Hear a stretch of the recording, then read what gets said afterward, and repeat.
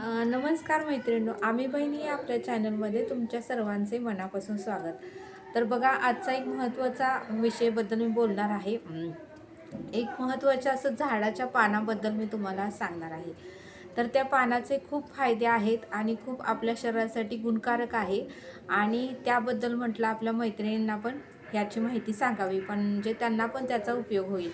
तर आता तुम्हाला प्रश्न पडला असेल की कुठलं झाडाचं पान, तर मी तुम्हाला आता सांगणार आहे. तर बघा, हे हे कडुलिंबाचं पान आहे आणि ह्याचे खूप फायदे आहेत आणि ते मी तुम्हाला आज सांगणार आहे. तर बघा, आपण म्हणजे काहीतरी झालं केलं तर दवाखान्यात जातो आणि आता दवाखान्याची फीसुद्धा खूप वाढलेली आहे. जवळजवळ केस पेपरला 500 रुपये घेतात आणि परत फेर तपासणीला 200 ते 300 रुपये चार्जेस आहेतच. विथ त्यांनी स्वतः गोळ्या देत नाहीत, फक्त लिहून देतात. आपल्याला मेडिकलमध्ये जाऊन गोळ्या आणाव्या लागतात, त्याचे वेगळेच खर्च. आपला जो प्रवास खर्च होतो वडापला किंवा गाडीसाठी जे पेट्रोल घालावं लागतं तो खर्च वेगळाच आणि विथ अजून मानसिक त्रास जो आहे, जो टेन्शन आहे ते वेगळंच. त्याच्यामुळे मला वाटते की बऱ्याच जणांनी जर आपल्या आरोग्याची काळजी घेतली तर हे जे खर्च आहेत ते वाचू शकतात. आपला जो मानसिक त्रास आहे तोही कमी होऊ शकतो. तर बघा, हे जे झाडाचं पान आहे ते खूप फायदेशीर आहे. बघा, ह्याच्यामध्ये हे जरी आपण 4 दिवसात 1-2 पानं खाल्ली किंवा रोज एखादं छोटंसं पान जरी खाल्लं तर त्याचे खूप फायदे आहेत. आपल्याला खोकला होत नाही, सर्दी होत नाही, होती पण 6-7 महिन्यांनी जरी झाली तरी काय वाटत नाही. पण 2-2, 1-1 महिन्याला ज्यांना सर्दीचा त्रास आहे त्यांनी जरी एखादं पान जरी चावून त्याच्यावर पाणी पिलं आणि 1 तासानंतर परत चहा वगैरे पिला तरी त्याचा फायदा होऊ शकतो. म्हणजे कफ झाला असेल तर त्याचा फायदा होतो, खोकला असेल किंवा सर्दी असेल तर ती सुद्धा कमी होते. आणि विथ बघा, ह्या ह्या पानांचं जर आपण लिक्विड करून चेहऱ्याला जरी लावलं तर त्याचेसुद्धा जे काही काळे डाग वगैरे आलेले असतात ते सुद्धा हळूहळू का होईना कमी होतात. आणि विथ अजून एक फायदा म्हणजे आपण जर खोबरेल तेलामध्ये हे 1-2-3 पानं घालून जर खोबरेल तेल उकळून आपल्या जर केसांना लावलं तर केससुद्धा काळे होतात आणि केसाची वाढ ही होऊ शकते. म्हणजे अनेक गुणकारी फायदे ह्याचे आहेत आणि खूप असे फायदे आहेत. बघा, पूर्वी डॉक्टर तर होते का? पूर्वीचा एकदम जुना काळ, त्यावेळेस डॉक्टर वगैरे काहीच नव्हते. असेच आयुर्वेदिक झाडांपासूनच काही जरी झालं तर त्या झाडाचाच उपयोग करून ते आजार वगैरे कमी होत होते. बघा, पूर्वी आता पेस्ट वगैरे नव्हत्या, कोलगेट, बबूल हे असे कुठलेही पेस्ट नव्हते. त्यावेळेस या झाडाच्या फांदीने किंवा काठीनेच दात वगैरे घासत होते. त्याच्यामुळे कीड कमी होत होती, दात पडत नव्हते आणि दात मजबूत होत होते. म्हणजे अनेक फायदे आहेत. त्यामध्ये मला वाटतं हे छोटे-छोटे जरी आपण उपाय केले तर बघा, आपल्या शरीराची आपण योग्यरित्या काळजी घेऊ शकतो. पण मला वाटतं हे पान आहे ना, ते तुम्ही तुमच्या डॉक्टरांच्या सल्ल्याने किंवा तुमची फॅमिली डॉक्टर आहे त्यांच्या सल्ल्यानेच घ्या. कारण बऱ्याच जणांना काहीतरी गोळ्या चालू असतात किंवा काहीतरी आजार चालू असतो. त्यामुळे त्याचे साईड इफेक्ट पण होऊ शकतात. म्हणून तुम्ही सल्ला घेऊनच हे करा. आणि म्हणजे आपण जर छोट्या-छोट्या गोष्टी असं जरी करत गेलो घरच्या घरी तर बघा त्याचा खूप फायदा होतो. आपल्याला बरेच जण पूर्वीपासून सांगत आलेत, की आरोग्य हीच आपली संपत्ती आहे, आरोग्य हीच आपली संपत्ती आहे. पण बरेच जण दुर्लक्ष करतात. पण ज्यावेळेस एखाद्या व्यक्तीला अनुभव येतो, एखाद्या व्यक्तीचा अपघात होतो किंवा काहीतरी पायाला दुखापत होते, गुडघ्याला वगैरे लागलेलं असतं. ज्यावेळेस तो दवाखान्यात जातो त्यावेळेस त्याला सत्य परिस्थिती कळते आणि मग त्याला ते शब्द आठवतात पूर्वीच्या आजोबांचे किंवा आजीचे, की आपले शरीर ही संपत्ती आहे. मग त्यावेळेस खर्च तर होतोच होतो, विथ आपल्याला त्रासही होतो, विथ गोळ्यामध्ये उष्णता वाढते आणि मग त्याचे साईड इफेक्ट आपल्या देहावर होतात. म्हणजे अनेक प्रकारचे प्रॉब्लेम चालू होतात. त्यामुळे आरोग्य हीच आपली संपत्ती आहे, पूर्वीच्या लोकांनी जे सांगत आलेत आणि तेच उत्तमच आहे. बघा, आरोग्याला जर आपलं काय झालं तर आपलं कुठल्या कामात लक्ष लागत नाही, घरातली कुठली कामं करू वाटत नाही, आपल्याला कुठं नोकरीच्या ठिकाणी जर गेलं तर तिथं त्रास होतो. म्हणजे खूप असं त्रास होतात. आरोग्याला काय झालं म्हणून आरोग्याची आपण काळजी घेतली पाहिजे. आता बघा, दाताचे स्पेशालिस्ट किंवा कानाचे स्पेशालिस्ट, डोळ्याचे स्पेशालिस्ट यांची फी आता खूप वाढलेली आहे. जवळजवळ केस पेपर आता 500 ते 1000 रुपये झालेले आहेत. फेर तपासणी वेगळीच, पुन्हा मेडिकलची औषधं वेगळीच, पुन्हा जो प्रवास खर्च होतो तो वेगळाच, मानसिक त्रास होतो तो वेगळाच. त्यामुळे आपण आपल्या दातांचीही काळजी घेऊ शकतो. बघा, आता पूर्वीची लोकं सांगत होती की तुरटीमुळे दात घट्ट व्हायचे, पण त्यांचं बरोबर आहे. आपण एक छोट्याशा अर्ध्या पेलामध्ये तुरटी घातली किंवा थोडंसं मीठ घातलं किंवा हळद घातली आणि त्याने संध्याकाळी चूल भरून जरी आपण झोपलो तरी बघा सकाळी आपल्याला फ्रेश वाटतं आणि जरी दात दुखत असेल तर तो सुद्धा दुखायचा थांबतो.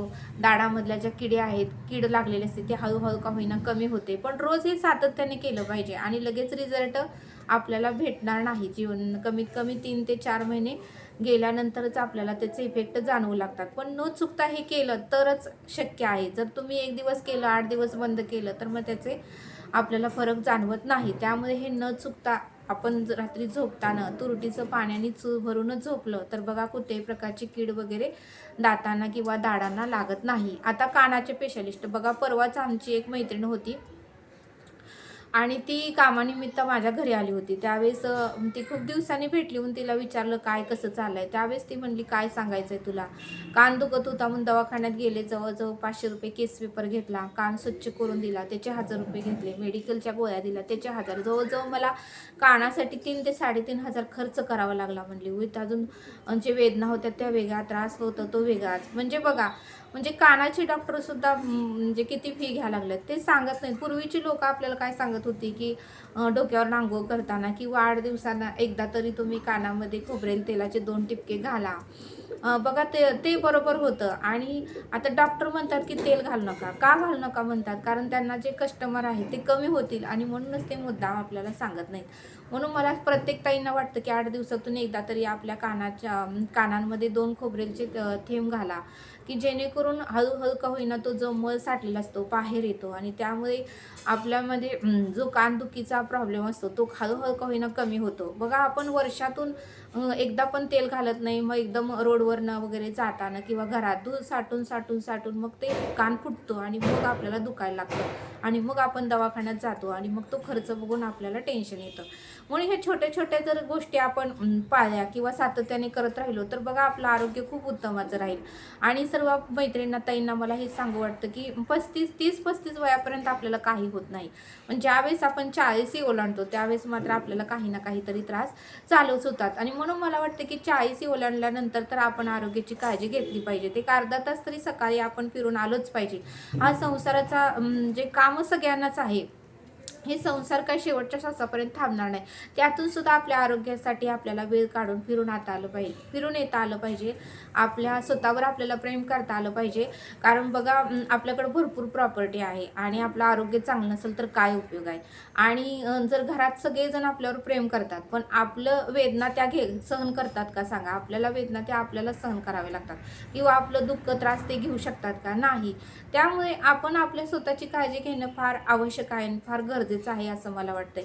मग बघा, परवा एका आमच्या शेजारच्या काकू त्या पण दाढ काढायला गेल्या. त्यावेळेस त्यांना एक दाढ काढायला जवळजवळ 2,500 ते 3,000 खर्च सांगितला आणि विथ अजून औषधं वगैरे वेगळी. त्यांची दाढ पूर्णपणे किडली होती, त्यांना जेवायला वगैरे काहीच येत नव्हतं आणि त्या पण मला काल म्हटल्या.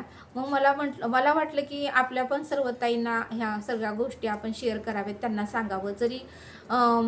जरी आपण एखादी गोष्ट एखाद्याला सांगितली, त्याने जर केली तर त्याचा पण फायदाच होऊ शकतो. म्हटलं आपण ही चांगली गोष्ट आहे, आपल्या मैत्रिणीबरोबर आपण ही शेअर करावी, म्हणून म्हटलं हा व्हिडिओ करावा. त्यासाठी मी सर्व काही तुम्हाला माहिती सांगत आहे. मी काही हुशार किंवा जे डॉक्टर वगैरे नाही आहे, पण जे काही मला अनुभव आलेत म्हणजे मी स्वतः केलेले आहेत आणि मला त्याचा खूप चांगला रिझल्ट आलेला आहे आणि म्हणूनच मी तुम्हाला ते सांगत आहे.